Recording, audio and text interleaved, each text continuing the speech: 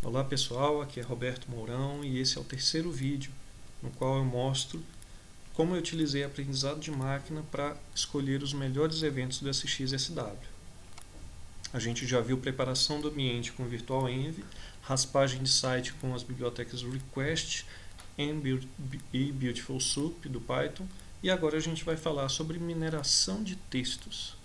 Bem, é mais fácil explicar aqui o que eu fiz para utilizar mineração de dados no SXSW. Peguei o arquivo event.csv que foi criado no último vídeo e criei uma coluna target que indica a prioridade do evento.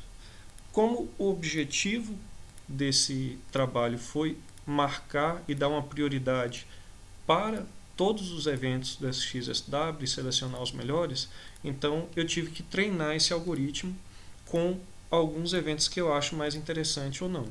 Então funciona assim: nessa variável target, essa coluna target, eu marquei o que eu acho mais interessante com a menor nota, no sentido de ser uma prioridade, e o que eu não achava interessante eu coloquei as maiores notas. A partir desses poucos registros que eu marquei aqui, o algoritmo ele vai identificar a partir do título e do resumo e vai tentar dar uma nota parecida com as que eu dei para os outros eventos que eu não marquei. Então, basicamente, o algoritmo que eu vou mostrar para vocês vai fazer isso. Então, o arquivo é o 02 evaluateEvents.py e aqui eu faço toda uma preparação de dados, transformando texto em dado estruturado, para poder fazer a mineração de textos. Como assim dado não estruturado em estruturado? Eu estou utilizando o algoritmo TF-DF que transforma o texto em frequência de ocorrências, né?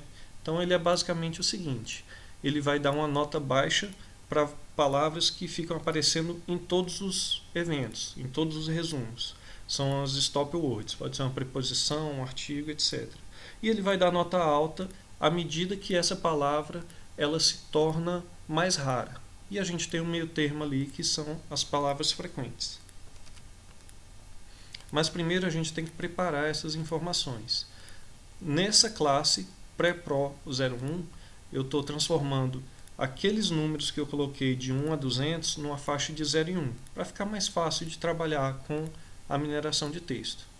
Depois eu junto aqui em text o nome do evento e o resumo, e aplico algumas transformações aqui nessa função cleanText, que ele vai colocar em caixa baixa, ele vai tirar os múltiplos espaços, tirar a pontuação, tirar números e transformar, e além disso tirar e deixar só a radical de cada palavra, né? Tirar o sufixo das palavras e deixar só o radical.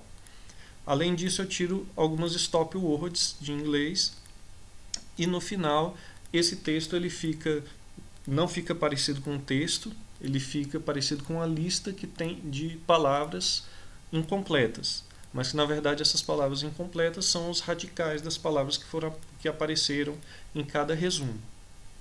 Depois disso, nessa classe pré-pro 02, eu estou limpando, eu estou transformando essa lista de palavras incompletas em números, em frequência de aparição delas, né?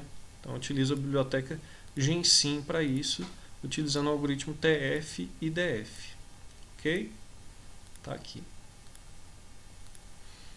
Então eu leio o arquivo de entrada, o events, aplico essas transformações, separo em treinamento e teste, aí ele vai ter agora 26.000 colunas de variáveis explicativas, que são aqueles prefixos de todas as palavras que foram encontradas nos resumos, e aplico um regressor Random Forest para treinar. Ele vai pegar as linhas que eu dei nota, vai treinar e vai aplicar nos novos casos, dando uma nota para cada um daqueles casos que eu não coloquei nota. Depois disso, eu junto esses caras, né, crio uma variável rank que vai informar para mim qual foi a nota que o algoritmo deu para baseado no resumo e baseado nas minhas preferências. E por fim eu salvo em um arquivo CSV separado chamado ranking, que eu vou mostrar para vocês.